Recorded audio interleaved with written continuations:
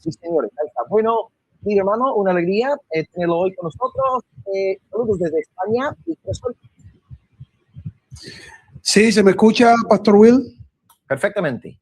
Dios le bendiga grandemente a usted y a toda su comunidad y a los hermanos que nos van a ver en diferido. Para mí un privilegio poder compartir con usted. Yo también tenía muchos deseos de poder dialogar así, tener un tema bíblico, hacer defensa del evangelio, y Dios nos ha permitido en algunas ocasiones, pero yo como moderador, ahora no, ahora estamos compartiendo como hermanos así para hablar lo que nos gusta, ¿no? Sobre la palabra del Señor. Amén. Una alegría. ¿Y usted ahora mismo está con frío, está con calor? ¿Cómo están las cosas por allá? Voy a arreglar el ventilador, espérame un momentito. Aquí hace un calor, pastor, grande en el Caribe, sí. Pues muy bien, pues una alegría tenerlo hoy con nosotros. Pues vamos a estar aquí preguntándole sobre la Iglesia Católica Romana y comentándolo, hermanos, si nos da algo de tiempo a finales de la sesión. También tienen el hashtag veloz para lanzar una pregunta al hermano invitado. No sé si nos dará tiempo, puede estar aquí hasta las 10 de la noche, es decir, 1:20, así que ya iremos viendo sobre la marcha si nos da tiempo, si no. Así que nada, y pastor, antes de empezar, perdón, hermano, porque usted me dijo la otra vez que usted no está siendo con pastor, ¿verdad? Es un apologista, pero no está en el pastorado, ¿cierto? No he sentido el llamado del Señor, y para mí ser pastor no es un privilegio, pero sí una gran responsabilidad. Entonces, sí. cuando uno siente el llamado del Señor, quizás, pero por ahora nuestra mayor pasión es lo que debe de hacer la iglesia, que es defender con mansedumbre y reverencia, aunque muchas veces uno no la tiene, pero contendiendo ardientemente por la fe, dando razón de la esperanza que hay en nosotros. Y eso es lo que el Señor me ha permitido hacer. Uno pudiera decir un llamado o un ministerio, no sé cómo lo verán, ¿verdad? A la luz de la Escritura, pero también es una responsabilidad defender la palabra de Dios. Amén, así es. Pues excelente, hermano, una alegría tenerlo hoy con nosotros. Vamos a arrancar con una oración y prosigo a lanzar la primera pregunta. Y bueno, antes de empezar, si los hermanos luego quisieran seguir su trabajo en las redes sociales, ¿cómo pueden encontrarlo, hermano? Carlos Veloz, Fe y Razón.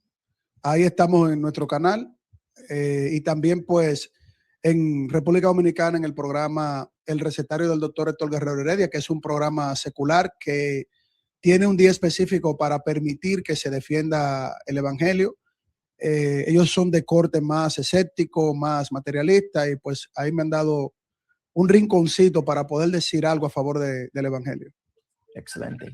Pues amados, vamos a orar al Señor y luego lanzo la primera pregunta a nuestro querido invitado hoy. Acompañadme pues orando a nuestro Dios. Amado Padre, te damos gloria en el nombre de Jesús. Gloria a ti por la obra perfecta de tu precioso Hijo. Gracias por la santa sangre del nuevo pacto, la cual nos limpia de todo pecado. Y gracias también por la resurrección al tercer día, mediante la cual somos justificados y tenemos la promesa de la resurrección futura en el día de la venida de Cristo. Te alabamos también, Padre, por la obra del Espíritu, porque si conocemos a Cristo y si tenemos fe en Él, se debe a la obra regeneradora, iluminadora del Espíritu en nuestros corazones.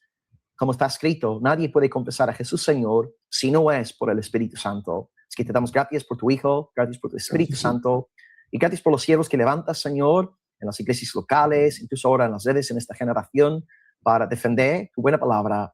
Pedimos, amado Dios, que dirijas a nuestro querido hermano hoy en sus preguntas, en sus respuestas, que sean claras, fáciles de entender y sobre todo bíblicas. Edifica también la audiencia, que se alimenten, que se nutran hoy a través de las respuestas de nuestro querido invitado, Señor, y que Él se sienta a gusto con nosotros, amado por nosotros, apoyado por nosotros, valorado por nosotros. Estamos muy felices de que haya tantos siervos tuyos, Señor, defendiendo tu buena palabra en estos días de apostasía, de decadencia, de falsa doctrina.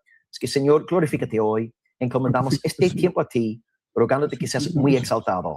Todo esto lo oramos en el precioso, poderoso, dulce, glorioso nombre de Cristo Jesús. Aleluya. Amén. Aleluya. Amén.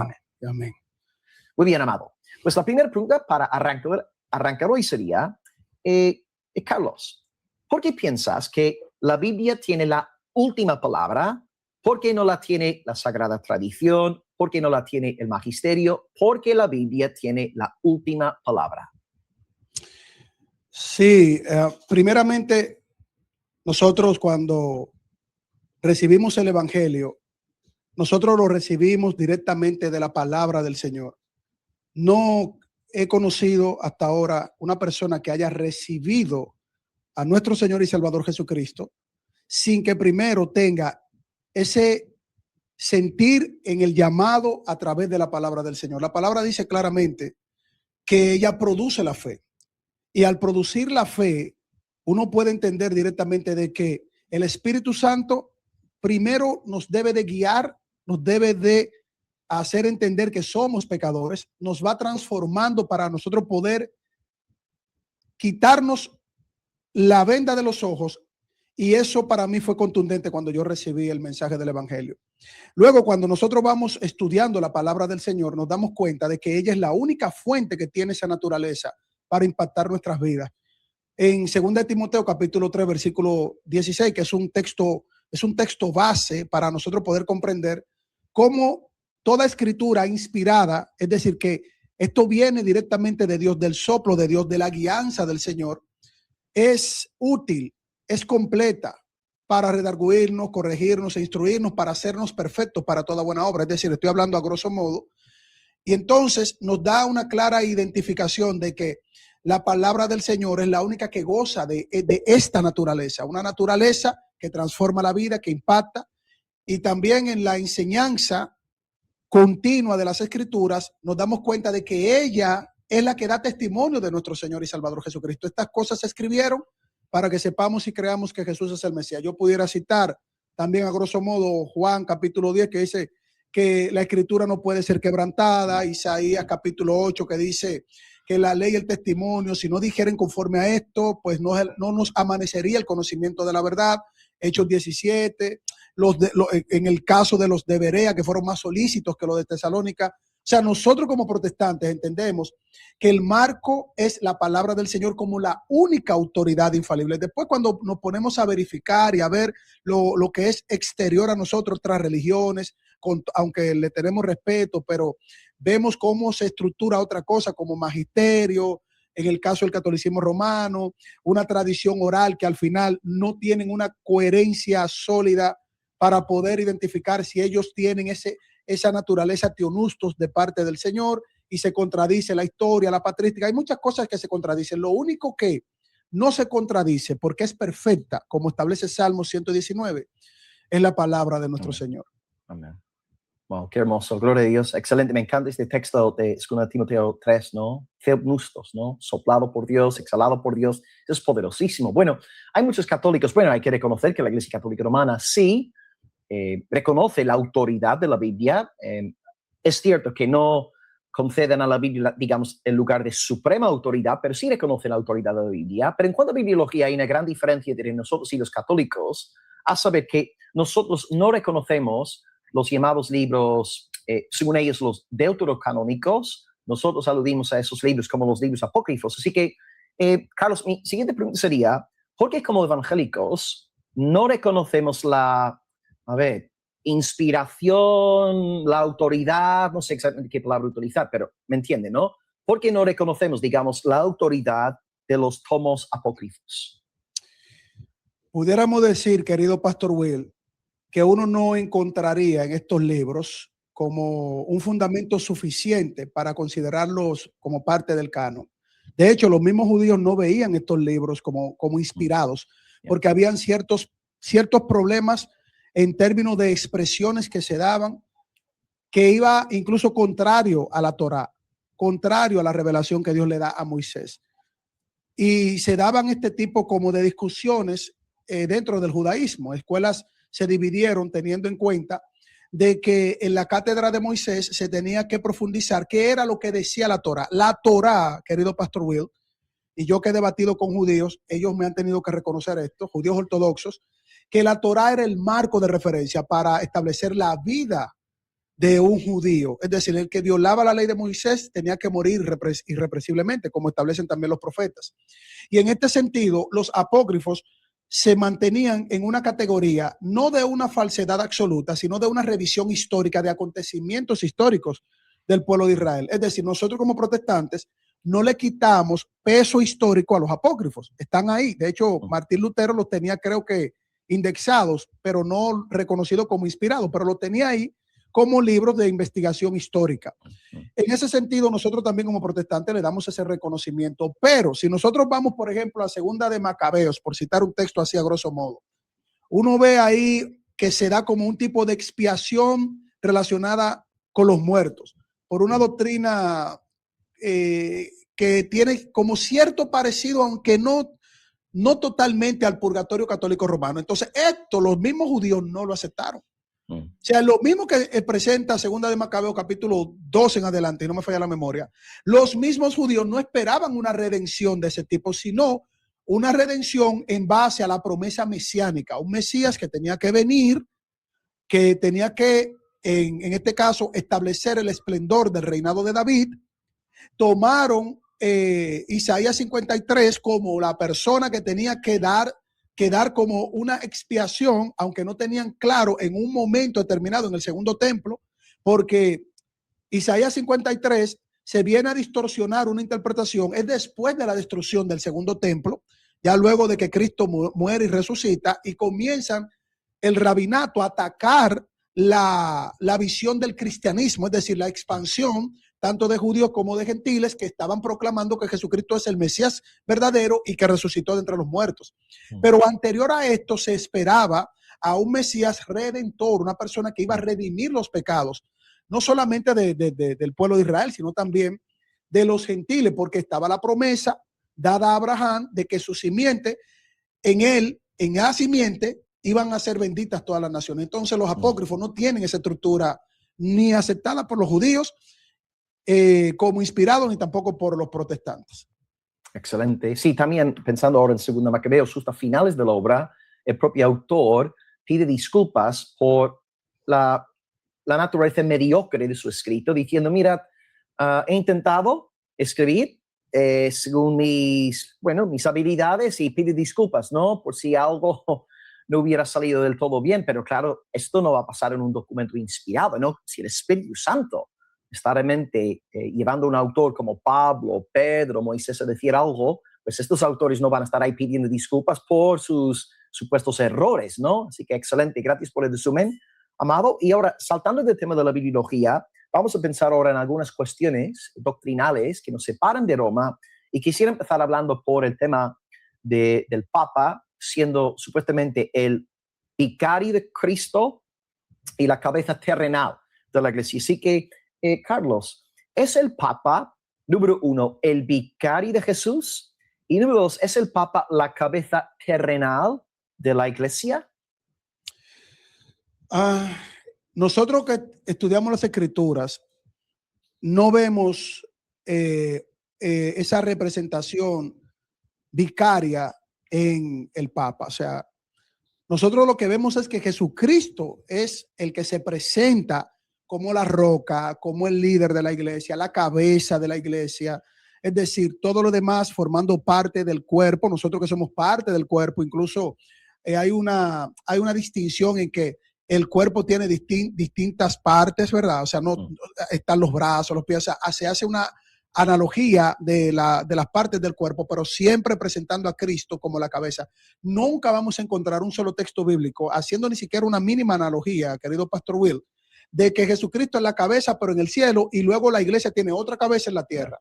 Porque se daría otro tipo de definición, y algo tan importante no se le dejaría pasar en la inspiración, el teonustos a los apóstoles, para olvidarse de la cabeza en la tierra, porque la cabeza tiene que tener un rango muy fuerte representativo en términos de ese ejemplo que se da. Entonces a los apóstoles no se le pudo haber pasado en la inspiración, no pudieron haber cometido tampoco errores. La Biblia no puede tener errores en ningún sentido en la inspiración, para que se les olvide algo tan importante como presentar la cabeza a un vicario aparte de Cristo. Nosotros vamos a Efesios capítulo 1, versículo 22, y vemos que todas las cosas fueron sometidas bajo los pies, y lo dio por cabeza sobre todas las cosas a la iglesia. ¿Quién? Jesucristo. Entonces, cuando nosotros vemos textos tan contundentes, uno con todo respeto le preguntaría a un amigo católico romano, ¿por qué no se ve que también todas las cosas están sometidas bajo los pies de la cabeza del Papa?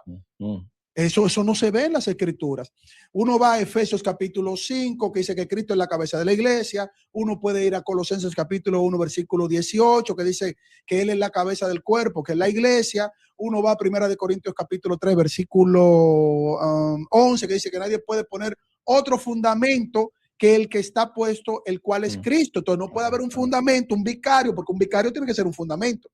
Y como nosotros somos trinitarios, y eso nosotros nunca vamos a oponernos en esa parte al católico romano, porque entiende bien la Trinidad en cierta forma, sí, aunque a veces quieren poner a María ahí un poquito extraña, ¿verdad? Pero nosotros vemos que cuando también hay una representación en la tierra para guiarnos, corregirnos, para redarguirnos, es el Espíritu Santo. De hecho, la iglesia en Apocalipsis dice, la iglesia dice ven, el Espíritu dice ven. Y también dice que el Espíritu también se contrista, o sea, se siente como compungido. Vamos a usar una palabra así un poquito coloquial, para que nosotros también seamos redarguidos cuando cometemos un error. El Espíritu Santo es el encargado en la tierra de guiarnos a toda verdad, a la palabra del Señor, porque el Padre y el Hijo en su rol también muestran el rol del Espíritu Santo, que es el trabajo de representación que tenemos nosotros en la tierra. Wow, fantástico, gracias. Excelente la respuesta. Fuerte amén.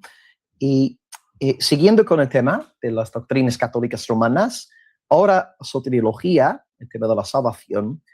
¿Cuál sería el problema con decir que la salvación es por los sacramentos y por las buenas obras? Por ejemplo, en la Iglesia Católica Romana, para uno recibir la absolución de su pecado, es necesario acudir a la penitencia y luego el sacerdote pronuncia estas palabras de absolución en el nombre del Señor.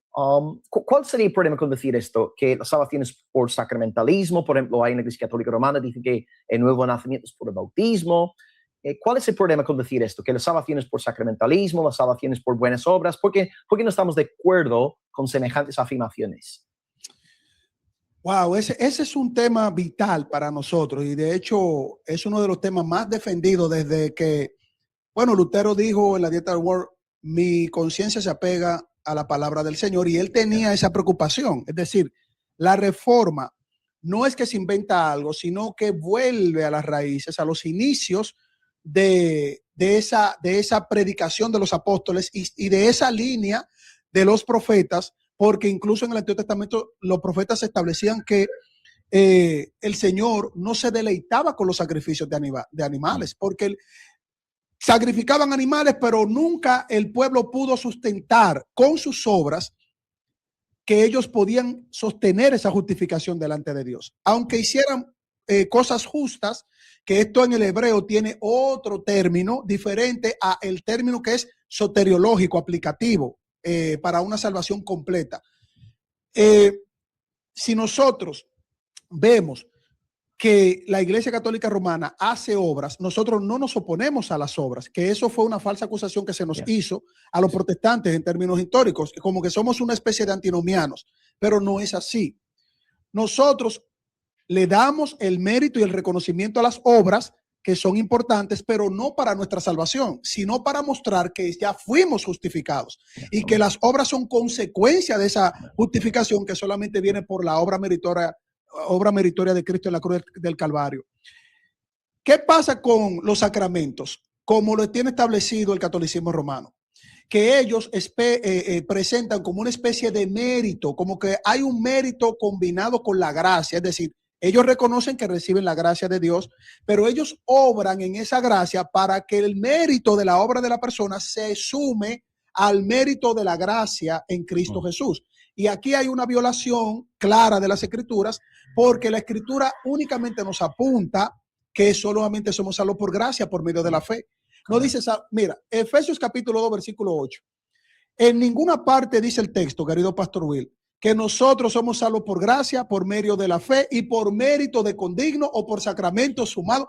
También el apóstol Pablo fue muy claro en eso, fue muy categórico, porque todo el texto, el contexto general, tanto el superior, inicial, como el contexto completo, muestra que nosotros solamente somos salvos por la gracia única, un regalo inmerecido, y que esto va combinado con la fe. Entonces, ahí también hay un serio problema con los sacramentos, pastor.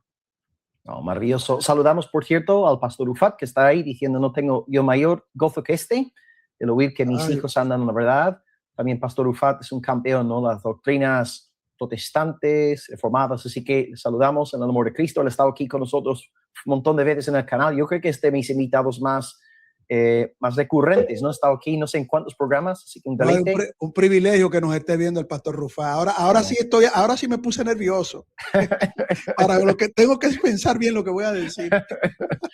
Pues muy bien, gloria a Dios.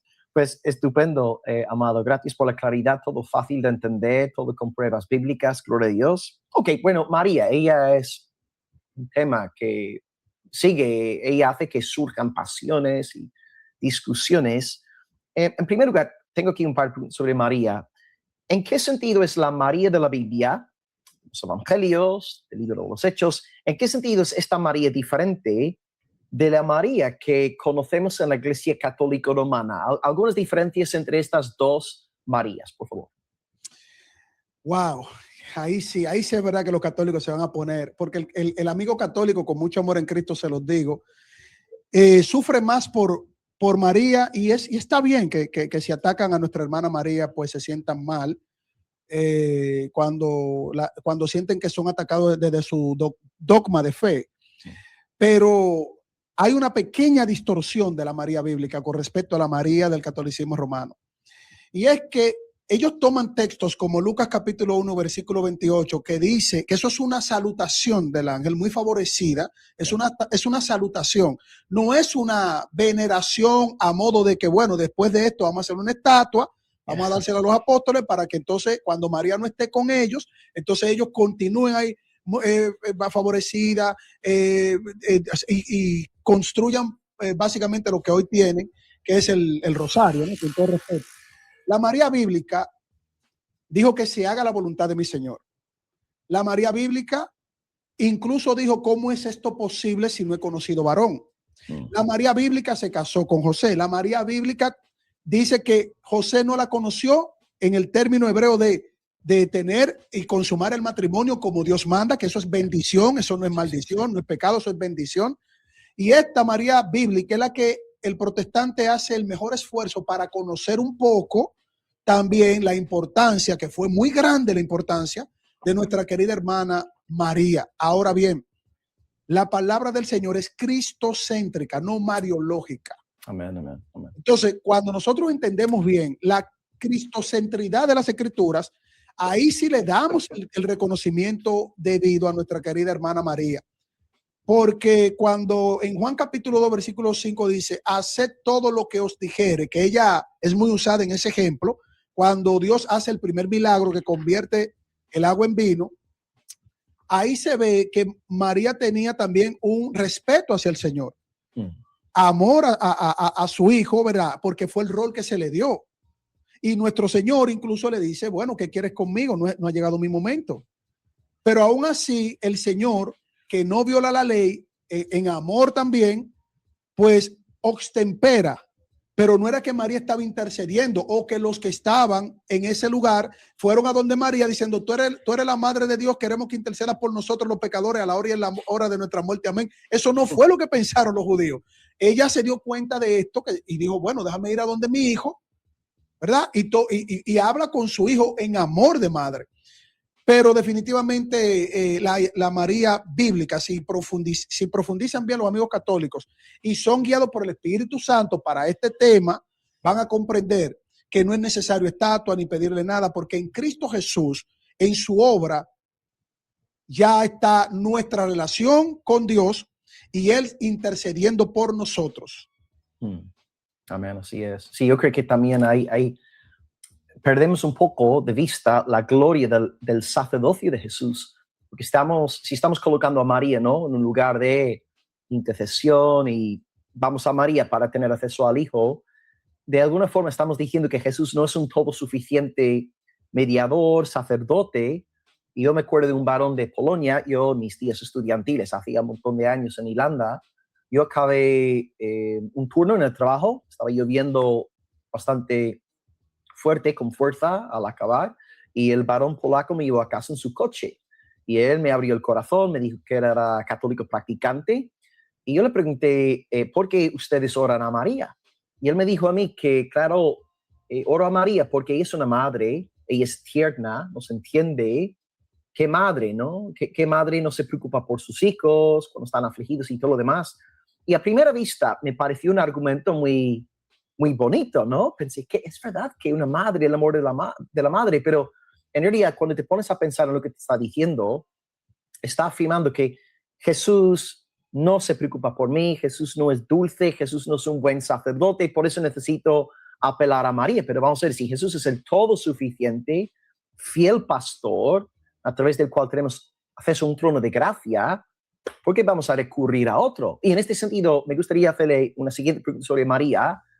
¿Es lícito invocar a María? Y no solamente María, porque también los católicos oran a otros santos difuntos, ¿no? San José, Santa Ana, hasta los ángeles, ¿no? Gabriel, Miguel. ¿Es lícito orar a María? ¿Es lícito orar a los santos difuntos? ¿Qué nos dice, Carlos?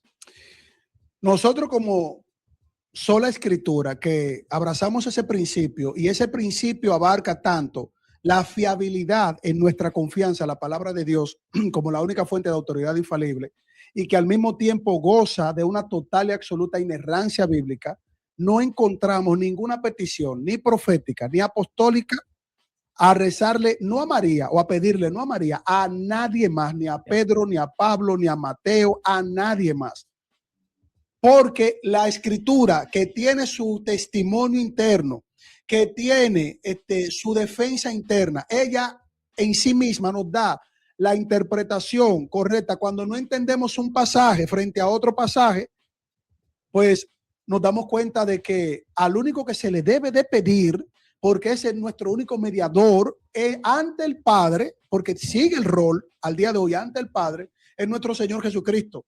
Yo recuerdo el texto de Mateo capítulo 6, creo que versículo 8 o 9 en adelante, que cita que vosotros pedís, vosotros pues oraréis al Padre así, Padre nuestro, ¿verdad? La oración que establece Jesucristo, Padre nuestro que estás en los cielos, santificado sea tu nombre, venga tu reino. Eso es una estructura, es una base para poder dialogar, porque la oración es adorar al Señor también. Cuando oramos, lo bendecimos, lo alabamos, lo exaltamos, porque aquí está la base que nos da Jesucristo. Cuando los apóstoles le dijeron, enséñanos a orar como Juan enseñaba también a sus seguidores, a sus discípulos. Y luego viene el texto de Juan capítulo 16, versículo 23, que dice, todo cuanto pidiereis al Padre en mi nombre, Él os hará. Yeah. Pero resulta que no todo lo que pedimos al Padre en el nombre de Jesús siempre se cumple, porque más adelante vamos a ver textos que armonizan, no que son errores, no que son tensiones, no que son contradicciones, sino que armonizan todo el compendio bíblico cuando dice por la voluntad del Señor.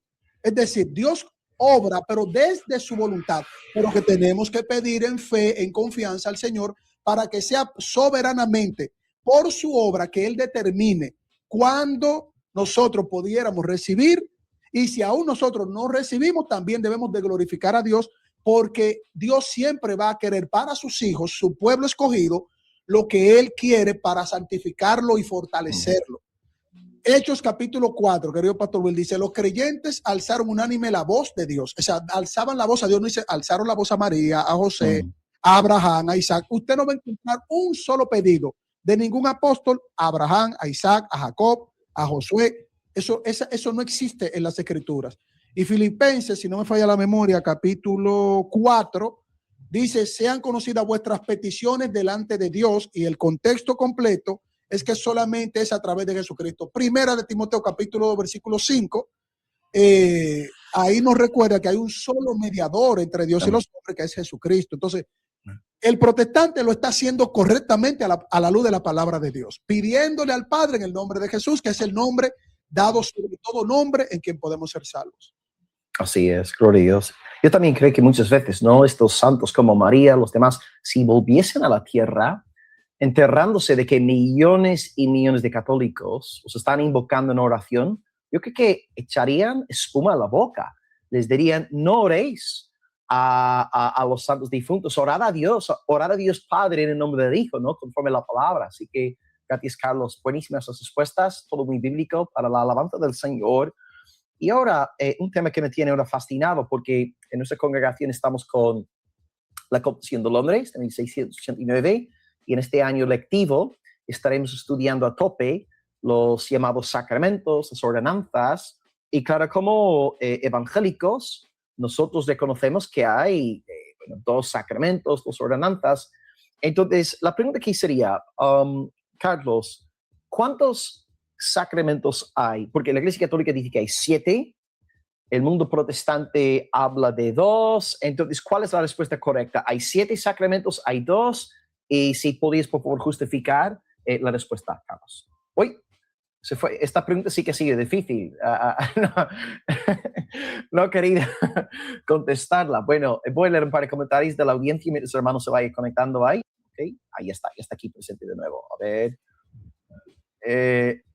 No, uno no puede desconectarse cuando le hago una pregunta difícil. Se me cayó el internet, eso muy pocas veces me pasa.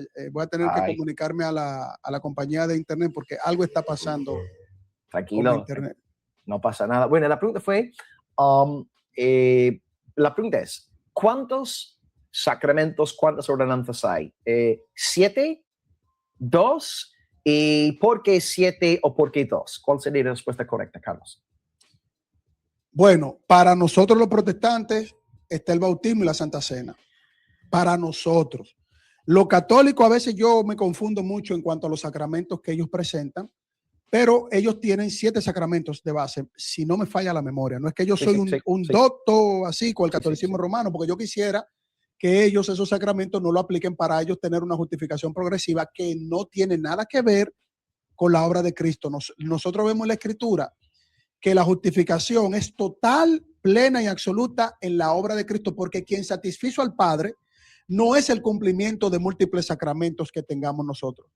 Quien satisfizo al Padre fue el Hijo en la cruz del Calvario, y por esa aplicación de justicia que Dios hace con nosotros es por medio de la obra de Cristo. Entonces, el bautismo, la Santa Cena, aunque en el pueblo del Señor tenemos ramificaciones de celebración, el bautismo, por ejemplo, yo que soy bautista, entiendo con todo respeto, ¿verdad? Ante los presbiterianos que se predica el evangelio, el Espíritu Santo obra para que podamos entender el evangelio, ahí nos pone el corazón de carne, nos quita el de piedra, y luego que reconocemos al Señor por la gracia, guiados por el Espíritu Santo, por medio de la fe, vamos a las aguas bautismales, como sucedió con el etíope cuando Felipe fue llevado y él le dijo, ya entendí, que le dio las escrituras, su corazón Dios lo puso dispuesto a escuchar.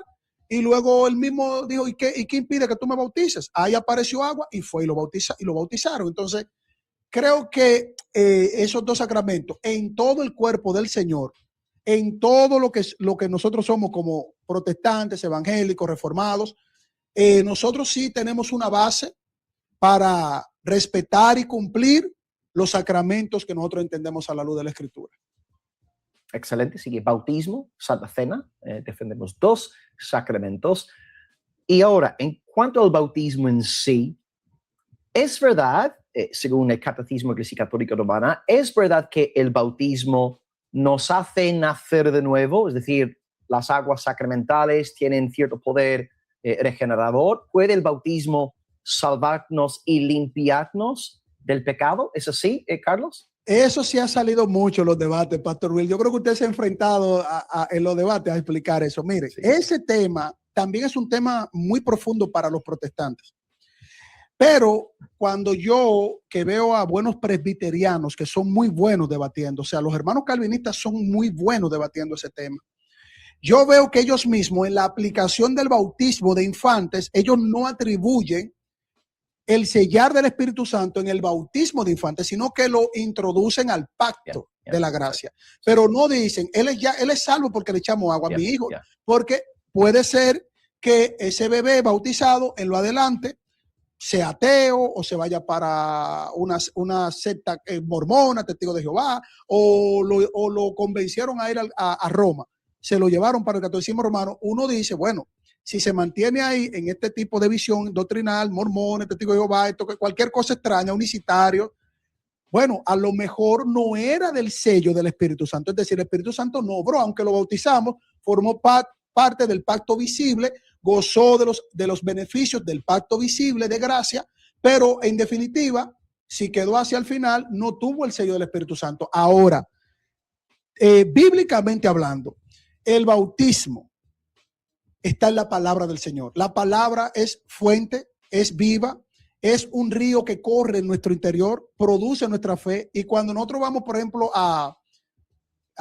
Tito capítulo 3, versículo 5, usted me ayuda ahí, pastor, que dice, por el lavamiento de la regeneración y por la renovación en el Espíritu Santo, uno hace una conexión con Primera de Pedro, capítulo 1, versículo 23, que dice, siendo renacidos por la palabra del Señor. Es decir, ¿qué es lo que nos renace a nosotros? La palabra del Señor, que produce la fe.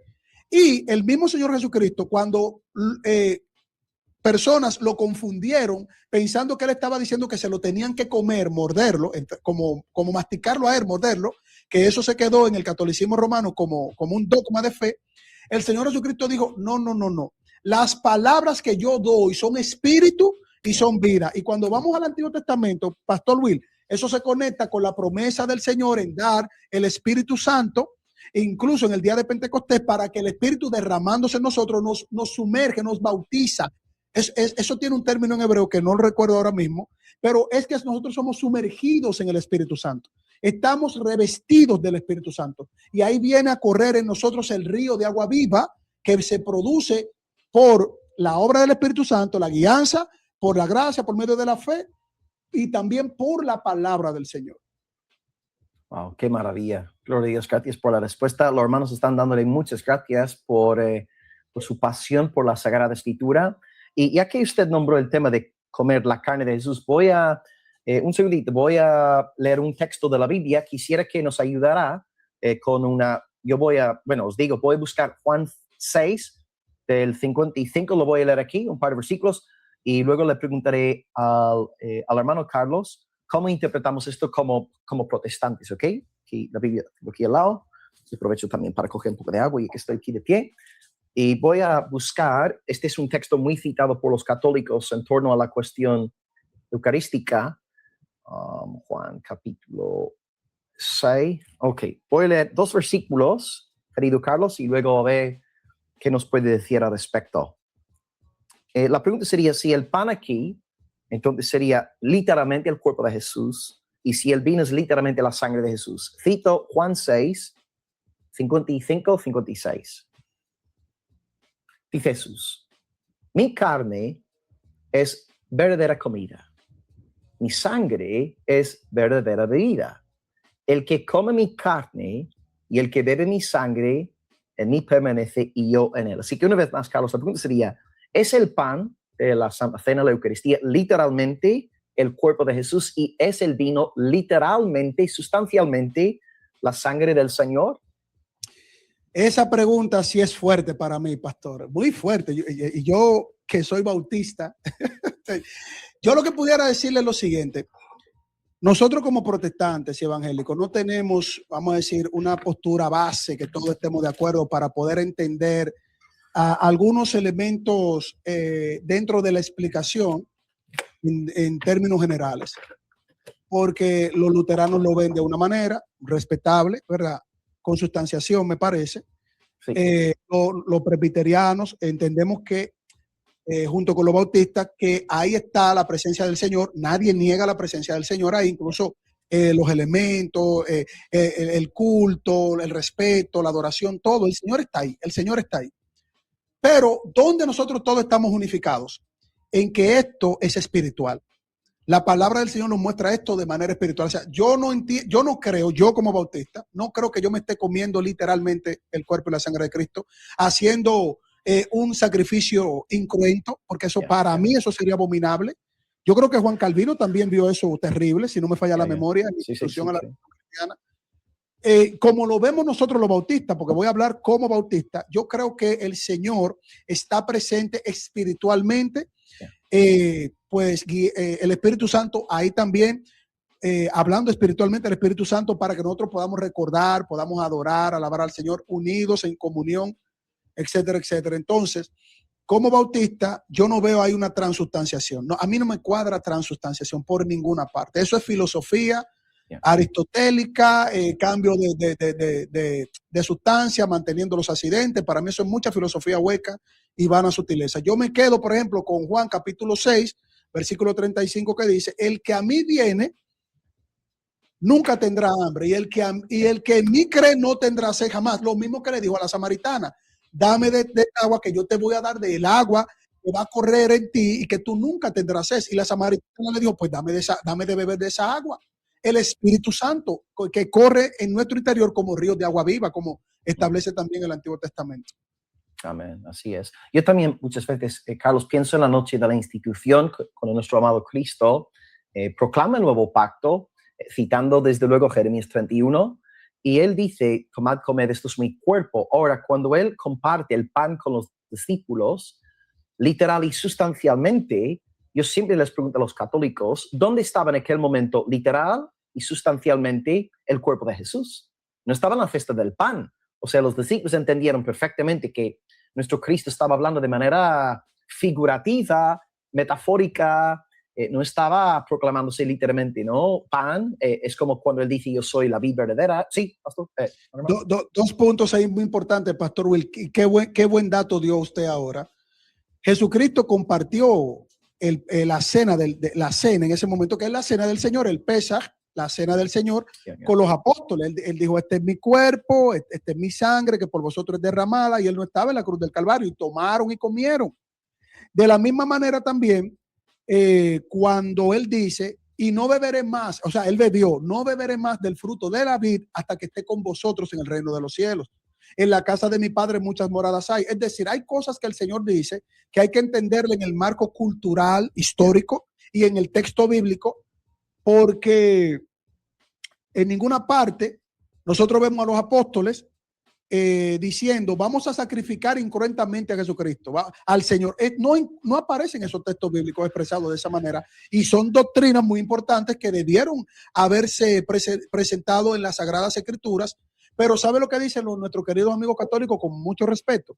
Que eso es parte de la tradición oral que no quedó plasmada en las Escrituras, y cuando uno le pregunta: muéstrame esa tradición oral donde Pablo explica fuera de las Escrituras algo que él no puso en las Escrituras, y no tienen respuesta.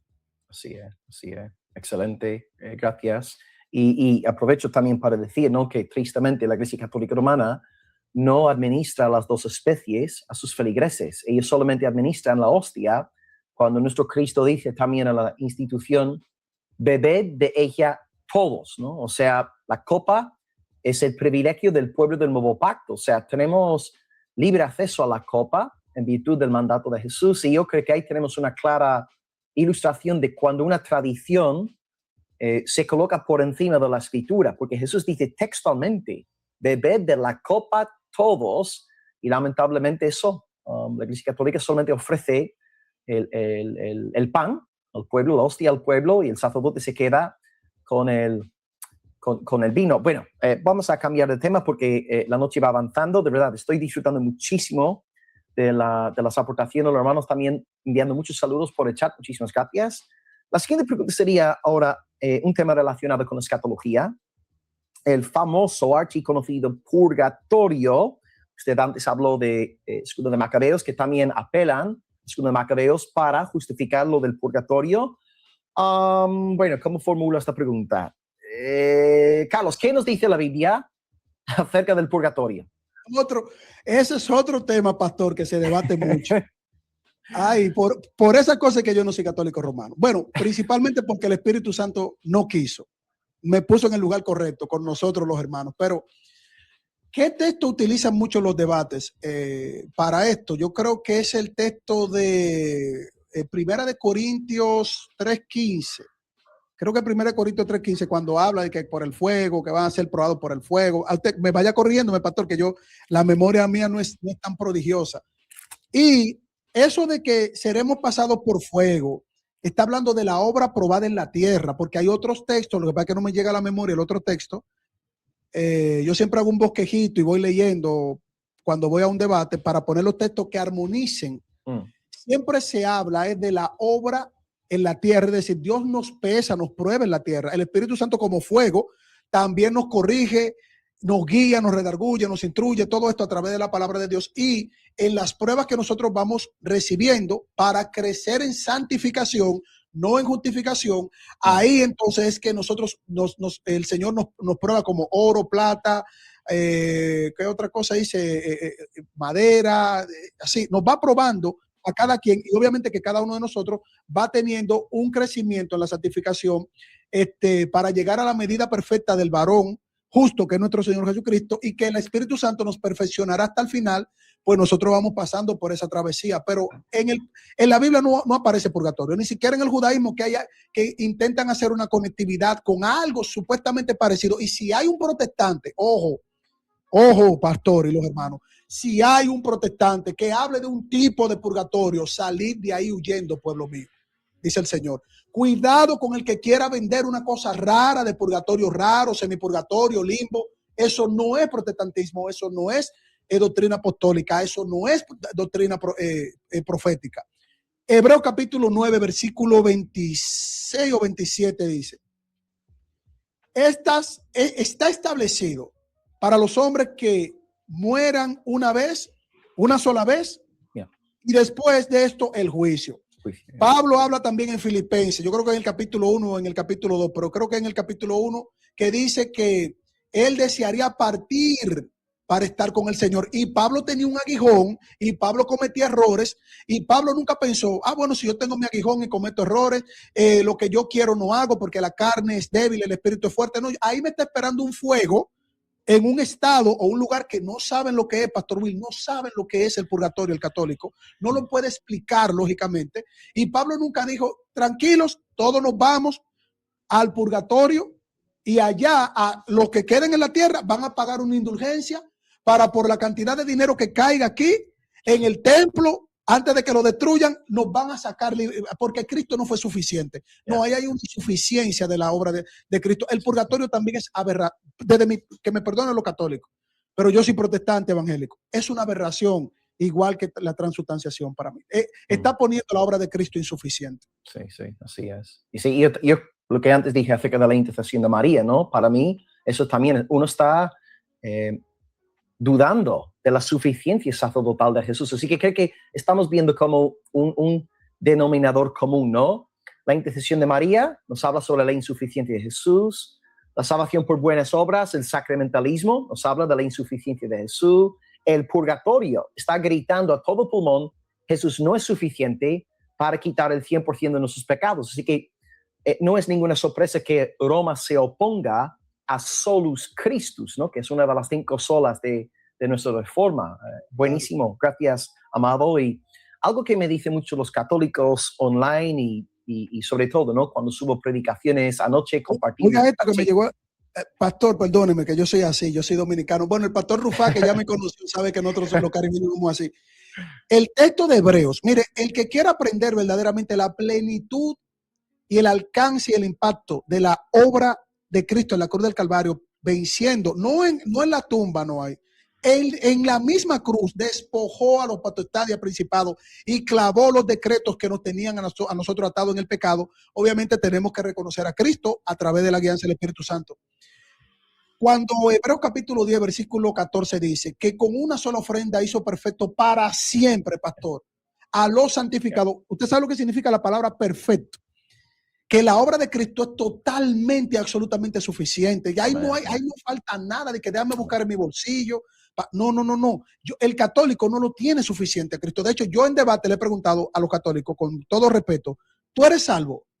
Y no pueden decir que son salvos, no pueden decir que tienen seguridad. He escuchado católicos decir que Cristo no pagó por todos los pecados en la cruz, ni pasado, ni presente, ni futuro.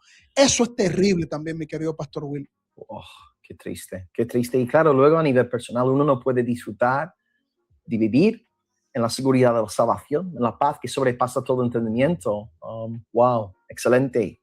Bueno, algo que comentan bastante los católicos online y me lo dicen casi todos los días es que, bueno, yo soy pastor, ¿verdad? Yo predico aquí en la iglesia de Almería, anoche estoy predicando la palabra y enseño unas 3 veces a lo largo de la semana y siempre me dicen, pero a ti, ¿quién te nombró pastor?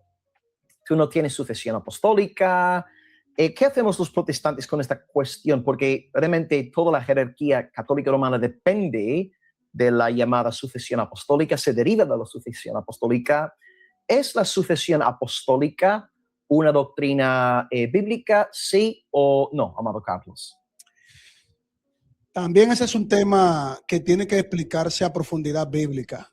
También en los debates, porque eso pudiera llevar a confusión, como que nosotros no tenemos magisterio, no tenemos maestros, evangelistas, pastores, diáconos. No, no, no, no.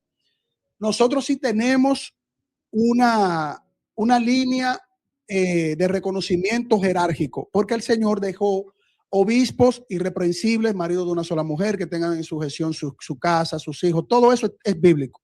Lo que nosotros no vemos en la Escritura es una sucesión apostólica, jerárquica, al nivel de una infalibilidad en ellos, a la par de las Escrituras.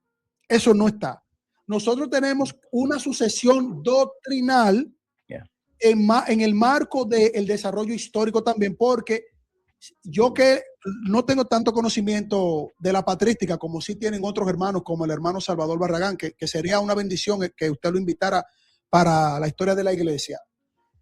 Lo que vemos es que siempre hubo una ramificación, siempre hubo un colegiado de obispos, es decir, el que estaba en Antioquía respetaba el que estaba en Roma, el que estaba en Roma, aunque Roma era el imperio y tenía cierto reconocimiento como sede de imperio, no como sede de dogma, o sea, de infalibilidad de un papa, sino como la importancia de la ciudad, que es la que rige todo el imperio. Eso es obvio históricamente, pero lo que había era una estructura colegiada de nuestros hermanos los obispos. Y en esa estructura colegiada se tenían ciertas diferencias de entendimiento de algunos puntos de la interpretación bíblica. Pero eso no significa sucesión apostólica como tiene el catolicismo romano. Sí, yo puedo recordar, por ejemplo, en ese tema, como cita Pablo en 2 de Timoteo capítulo 2, cuando dice, lo que has oído de mí, que eso lo usan los católicos también, esto encargo a hombres fieles que sean idóneos para enseñar también a ustedes. ¿Qué pasa? ¿Qué fue lo que Dios encomienda que se enseñe? Las Sagradas Escrituras. ¿Dónde está la base para nuestra moral, doctrina, conducta, organización eclesiológica, estudio interno de la Escritura? Bueno, todo eso recae en la Escritura. Por eso la sola Escritura se conecta para entender como base, cómo se estructura la iglesia. También en términos históricos, filtrando todo por la palabra del Señor. Ya, excelente. Así es. Buenísimo. Bueno, hablando de la práctica también, un par de preguntas más y ya damos paso a la audiencia. Ya podéis, hermanos, ir preparando vuestras preguntas para nuestro querido hermano. El hashtag para hoy es #veloz. Por favor, en mayúscula, así identifico enseguida la pregunta, porque entran muchos comentarios y espero tener algo de tiempo con vosotros antes de apagar hoy, ¿ok? Así que de nuevo, #veloz. Carlos, ¿acaso no eran los padres apostólicos tales como Ignacio de Antioquía, Policarpo de Esmirna, Clemente de Roma, no eran todos ellos católicos romanos? ¿Qué dice ahí como evangélico, hermano? No, yo me encuentro en la Biblia, bueno, en la historia, ahí no fuimos a la historia, ay, Barragán, ayúdame, ahora estamos en la historia. Yo lo que veo en la Biblia es un católico de Antioquía, un católico de Oriente, un católico de Occidente, un católico que a lo mejor se fue para China, un católico que se fue a África. O sea, católico regado por todas partes, pero católico apostólico romano de rito latino, eso es como demasiada exclusividad que yo no lo veo ni en la historia. Con todo respeto a los amigos católicos. Si hay un católico, o sea, un protestante que tiene esa identidad de catolicidad para predicar a toda tribu, lengua y nación, bueno, si está en Roma y nació en Roma, yo le digo, ¿tú eres católico romano, pero qué, de rito latino papista o tú eres protestante o evangélico? No, yo soy protestante. Ah, tú estás en el lugar correcto. Te voy a llamar romano porque naciste en Roma. Yo soy católico dominicano porque nací en el Caribe. O sea, yo no veo esa distinción así, esa exclusividad. Eso también es algo jerárquico, piramidal, que se fue construyendo a través de la historia y no tiene una aplicación ni bíblica ni tampoco de los primeros 300 años de la historia del cristianismo. Excelente. Gracias, Carlos. Pues una penúltima pregunta. ¿Cuál es entonces, para ir acabando hoy, el punto de divergencia fundamental entre Roma y el mundo evangélico? Con lo que yo le voy a decir, los católicos romanos van a decir amén, porque ese es el punto de divergencia contra ellos, es el desarrollo de nuestra cosmovisión de fe, aunque nosotros sí podemos hacer como un ecumenismo, un pentecostal, un presbiteriano, un bautista. Nosotros podemos hablar entre nosotros muy bonito, pero hay unas bases que aunque se interpreten de alguna manera, aunque la línea histórica más fuerte la tienen nuestros hermanos calvinistas, presbiterianos, porque de ahí se va sistematizando nuestra teología y luego viene una ramificación, ¿verdad? Cuando yo le digo a un católico romano, pruébame que la sola escritura no es así, pruébame que la sola gracia no es así, pruébame que la sola fe no es así, pruébame que solo Cristo no es así y pruébame que solo la gloria a Dios no es así. Ahí está la base sólida de nosotros que pone en jaque mate al católico romano. Porque el católico romano me va a hablar de infalibilidad papal, que ya dejó de ser una inspiración, sino que ahora le llaman una asistencia, pero no es teonusto. Luego van a hablarme de un magisterio, que al final ese mismo magisterio se ramifica, y en ese magisterio ramificado se acusan de masones, que tú eres infiltrado, que nosotros somos los que tenemos la misa Novus Ordo, que nosotros la podemos cambiar, bueno, le viene la tridentina, que ahora quitemos el vino, que el vino no se puede quitar, que agarra al cuerpo de Cristo porque está ahí, porque se caen unas partículas, y si se cae una partícula, cuando barramos el piso, estamos barriendo a Cristo. No. Nuestra base es muy sólida, Pastor Will. Entonces ahí es que está nuestra discrepancia, en la estructura histórica, que volvimos a los apóstoles y a los profetas, porque son dos fundamentos, apóstoles y profetas. Y ojo con esto, querido Pastor Will, porque está de moda esto. Fundamentos que presentan o sostienen la verdad. La verdad es Cristo. Y Cristo, la palabra del Señor, no tiene ningún error, pastor. Ni un solo. En cuanto a la estructura de esos dos fundamentos, apóstoles y profetas. Entonces, con esos fundamentos nosotros les mostramos al amigo católico romano, para que, si Dios quiere, no yo ni usted, pastor, ni lo que están viendo, si Dios quiere y concede el arrepentimiento, ellos puedan comprender sola escritura, sola fe, sola gracia, solo Cristo, solo la gloria a Dios. Así es, amén. Elena dice, excelente. Anthony dice, muy buen programa. Stella dice, amén, excelente. Pues una última pregunta y luego damos paso a la audiencia. ¿Cuáles son algunos de los mejores libros sobre el catolicismo romano y algunas páginas web para ayudar a los evangélicos a orientarse? Algunas recomendaciones, amado. A ver, voy a ponerle en grande. A ver, la Biblia ahí. La otra es la Biblia de Israel. Una Biblia de estudio en hebreo que tengo y mi Biblia de estudio en español que tengo. Estos son mis dos únicas armas, pastor. Excelente. Estas son mis dos únicas armas. Yo decirle, vayan al libro de fulano de tal para que vean la vida de fulano de tal, qué bonita la vida de fulano de tal. Claro, hay que nutrirnos en literatura amplia, ¿no? Para tener una cultura amplia y más o menos hacernos ver un poquitico intelectuales. Pero la palabra del Señor permanece para siempre, mi querido pastor. Entonces, yo pudiera recomendar a Justo L. González, pudiera recomendar también a un querido hermano que vino aquí, que vi el programa y me educó bastante, que es Samuel Pérez Milos. Yo pudiera recomendar también el C. Sproul. Yo pudiera recomendarle un montón de libros de mis hermanos, pero pastor, esto es lo más lindo. Amén, esto es lo más lindo, pastor, la palabra del Señor. Aleluya, qué hermoso. Pues, Carlos, le agradezco el tiempo juntos, el esfuerzo, la claridad. He disfrutado inmensamente, ha ido al grano, sin dar rodeos, y buenísima la sesión hoy. Ok, pues tenemos 21 minutos más o menos, así que para la audiencia, adelante, amados. Yo voy a abusar de mi puesto como moderador aquí hoy para preguntarle. Después yo me la desquito cuando yo modere otro debate suyo, no se preocupe. Muy bien, pues usted es del mundo bautista, ha dicho, ¿no? ¿Bautista? Y usted es del campo, sí, mete a nivel personal para yo. Por la gloria de Dios y para la gloria de Dios. Amén, amén. ¿Y usted sería del campo bautista más bien arminiano, calvinista? ¿Tiene convicciones al respecto o no está arraigado en ninguna postura. Lo que le voy a decir, pastor, va a volver a estremecer las redes. Mi postura es calviniana. Porque yo no me meto en problemas con ninguno de los dos, pero soy de seguridad y salvación totalmente. Y sin la obra del Espíritu Santo nosotros no podemos ser salvos. Excelente, excelente. Y otra pregunta personal, a nivel de escatología, ¿tiene alguna perspectiva en cuanto al futuro, el milenio, o no se posiciona tampoco? No tengo posición escatológica, pero simpatizo mucho por el premilenialismo histórico, porque como lo he estudiado y cuando yo voy a la Biblia digo, bueno, me suena consistente, pero no digo que me voy, no puedo ser dispensacional porque no creo en el rapto, así como lo presentan, con todo respeto a mis queridos hermanos dispensacionales. Y el amilenialismo lo estoy profundizando un poco, pero hay algunos puntos ahí que creo que yo llego hasta un tope ahí. No tengo postura definida en escatología. Excelente. Pues ahí tenemos al pastor Ufat, ¿no? Que es uno de los mayores expositores, ¿no? Del amilenialismo hoy. Así Sí. que una alegría. Pero bueno, muchas gracias por responder también a estas preguntas personales. Estupendo.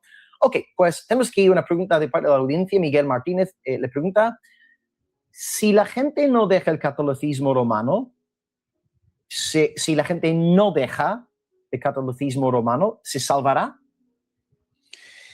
La palabra del Señor, yo no, dice que ni los fornicarios, adúlteros, idólatras, mentirosos, y hay una lista muy específica, no heredarán el reino de los cielos. No es que no podamos cometer error, o no es que en el catolicismo o en los unicitarios o en los mormones o los testigos de Jehová no haya pueblo que el Señor conoce y lo va a sacar de ahí, pero viviendo como católico, hablando como católico, creyendo como católico, arrodillándose como católico, haciendo procesión como católico, sirviendo como católico, pensando que la obra de sacrificio no fue totalmente suficiente como católico, desde mi perspectiva, con todo respeto, creo que no, querido Pastor Will. Okay, gracias, Carlos, por la respuesta. Y Miguel, excelente las preguntas. Sí, son preguntas también que nos preguntas sobre el tema. Ok, antes alguien lanzó una pregunta, tenemos que entrar ya bastantes comentarios después.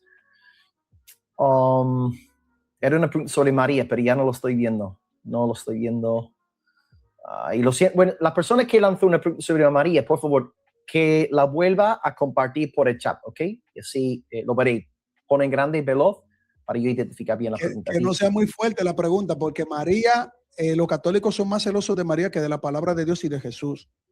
Sí, es cierto, es cierto. Ok, bueno, Chicharito nos pregunta, el futbolista, ¿es verdad que el pueblo católico romano tiene unidad en sus creencias? Lo que pasa es que la palabra creencias es muy abarcativa. Si se trata de los dogmas, pues obviamente si ellos tienen a un papa, aunque sea masón en estos días, porque se están acusando de eso, pero si ellos tienen una serie estructurada desde Trento de dogmas, ellos van a intentar salvar esa unidad de los dogmas, sacramentos y otras cosas, pero en la aplicación y en la práctica es un desastre. Entonces, cuando nosotros vemos que ellos, incluso desde sus propios documentos, se contradicen institucionalmente, no se puede ver una unidad. Yo veo muchas contradicciones en esa supuesta unidad. Yo, de hecho, conozco aquí a católicos, filósofos, hasta católicos que están escandalizados por cómo cambiaron el catecismo, prohibiendo la pena de muerte. O sea, dentro de la Iglesia Católica Romana, a pesar de ser ahora un documento confesional, ¿no? Estamos hablando de catecismo, hay muchos católicos conservadores muy enojados con Roma por haber tocado, modificado este artículo, el 2267. O sea, que uno puede ver incluso cuando estamos hablando del propio catecismo, hay divergencia, ¿no? Y hay más conservadores, más liberales, hay un poco de todo en la Iglesia Católica Romana. Así que así es, porque siempre nos acusan de estar divididos, pero ellos están muy también divididos, ¿no? Muy divididos. Incluso el pensamiento de un papa en una bula frente a otro papa con otra bula. No, eso es un desastre. Por eso yo me quedo con mi sola escritura, tranquilo.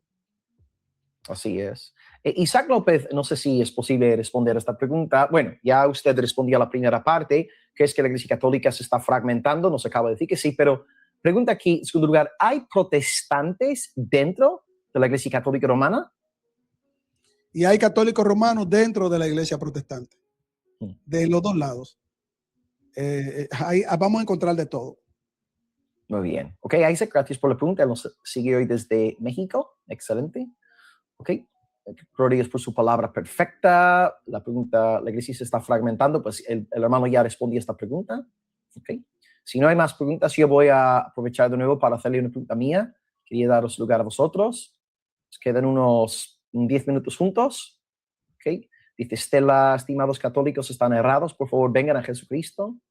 David Moore pregunta, Carlos, ¿sola escritura o soloísmo bíblico? ¿Sola escritura o soloísmo bíblico?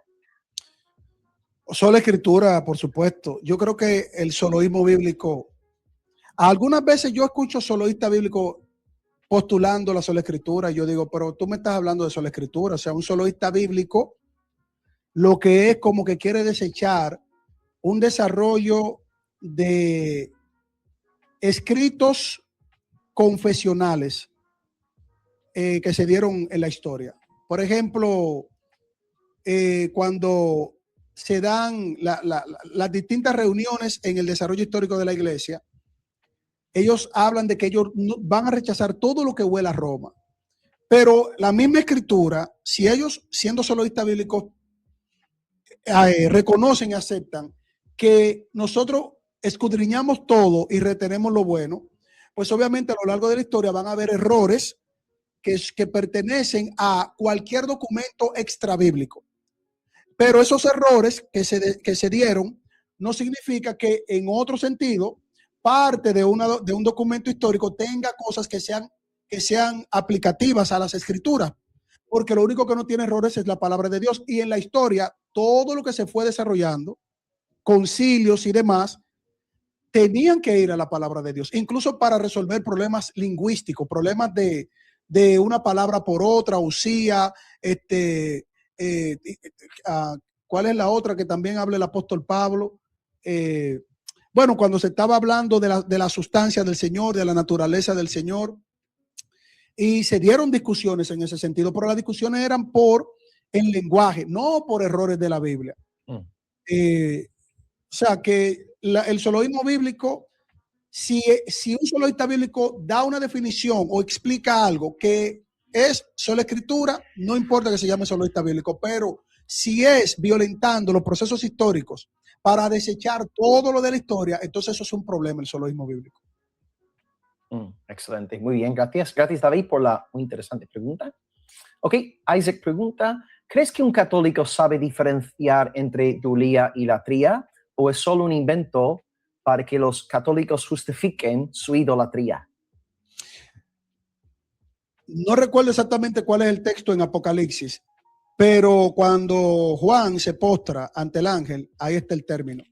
Y también en el Antiguo Testamento, cuando se está hablando de que no te inclinarás a ella, ni la honrarás, ni adorarás nada, ahí están los términos en hebreo. Entonces, no, creo que están profundamente equivocados, peligrosamente equivocados, porque les han vendido terminología del lenguaje para establecerlos en una única y misma práctica que Dios desecha. No te inclinarás ni harás culto a pilares sagrados, estatuas, piedra tallada. No, el apóstol Pablo dice también, no harás imagen del Señor, ni oro, ni plata, no lo vas a representar. Estoy hablando a grosso modo, parafraseando a grosso modo. No tienen una distinción. Y eso también es un problema para estar en comunión con Dios. Sí, sí, así es. De hecho, yo aquí, yo no sé, hay en la República Dominicana, ¿no? Pero aquí al menos en España, en las procesiones, se ve claramente la adoración, como la gente besa a la Virgen, llora delante de ella, procura tocarla, es 100% idolatría, ¿no? Es que, ok, en el papel dice, no es adoración, pero en realidad sí. En la práctica sí que es adoración. Y como usted bien indicó antes, incluso la oración es un acto de adoración. El simple hecho de invocarle a María en oración es un acto de adoración. Así que es bien grave. Que se lean Levítico 21, del 20 en adelante, Levítico del 20 en adelante, y van a entender. Excelente, excelente, gracias. Ok, más hermanos enviando ahí saludos por ahí. Nos quedan unos 6 minutos más juntos. Ok, si alguien quisiera lanzar una pregunta más, antes de terminar hoy. Gloria al Señor. Muy bien. Y si no hay nada, pues ya podemos ir acabando. Yo todavía tengo una pregunta más que quisiera hacerle al hermano, pero os doy la oportunidad primero de decirle algo. No sé, ¿hoy tienes programa, Carlos, en tu canal? Más tardecito, sí, voy a estar con el pastor Alpizar, que hizo una buena labor para la gloria de Dios, me dijo en México, combatiendo a los judaizantes. Y yo le dije, sí, claro, mi canal es su casa y vamos a estar hablando de eso. Sí, de hecho, han sacado una carta, los judaizantes han sacado una carta advirtiendo a sus Me la envió partidarios, ¿verdad? Increíble. Me envió la carta. El Wow, pastor tremendo. Es tremendo eso, para que usted vea la batalla que... Mire, le digo algo, Pastor Will, nuestros principales enemigos no están fuera, están dentro. Ya. Sí. Y ya que estamos contando los judaizantes, ¿por qué piensas que son tan peligrosos los judaizantes? Eso es algo que viene por herencia de los ebionitas. Eso es algo que viene por herencia de los gnósticos también, porque los gnósticos tomaron una mezcla o sea, en el desarrollo, cuando entraron al cristianismo, vinieron con esa idea gnóstica de los griegos mezclados con un tipo de judaísmo. Entonces, es un peligro que ha estado combatiendo la iglesia a lo largo de nuestra historia. Wow, excelente. Ok, dice Gary, ¿en qué momento casaron sus congregaciones con empresas? Porque la iglesia, no entiendo esta pregunta. ¿En qué momento casaron sus congregaciones con empresas? Porque la iglesia de Cristo no tiene nada que ver con esto. No entiendo lo que está preguntando. Creo que es un católico, no sé, empresa. Un católico. Okay, bueno, la mayor empresa la tiene el Banco Vaticano, que fue dirigido por la mafia siciliana italiana. Entonces, creo que él se refiere a su propia iglesia, si es católico. Ok, excelente, gracias, muy bien.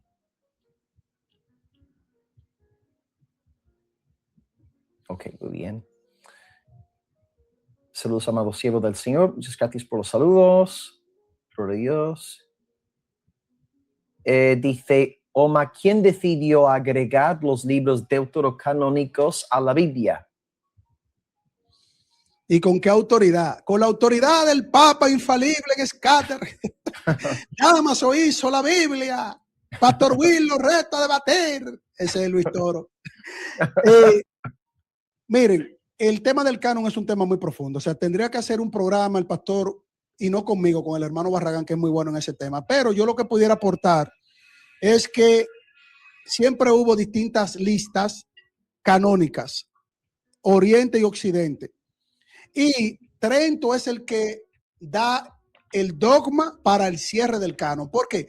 Porque Lutero ya había establecido la forma correcta en el proceso histórico para ir al trabajo que hizo Jerónimo y la visión judía de los libros que son inspirados, que ellos tienen como canónicos, y llevándose de el texto donde Jesucristo cita un corpus canónico que es Ley de Moisés, Profetas y Salmos. Y cuando se hizo la verificación, de hecho Jerónimo hizo ese trabajo, aunque no fue perfecto, él establece una estructura canónica también. Atanasio establece una estructura canónica también. Entonces, eso de que el canon lo tenían siempre, todo el mundo unificado, 73 libros, no. En un sínodo regional es que Agustín de Hipona establece esto, pero en un sínodo regional, no en todo el imperio, ni tampoco en toda la iglesia tenían esa misma lista canónica.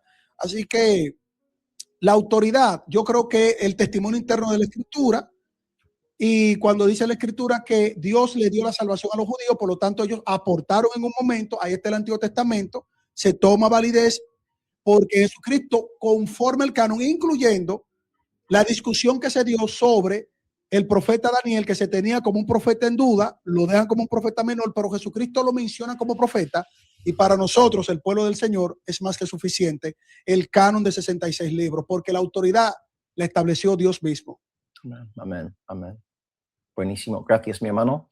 Ok, y bueno, una última pregunta de la audiencia, yo hago mi última pregunta y ya está.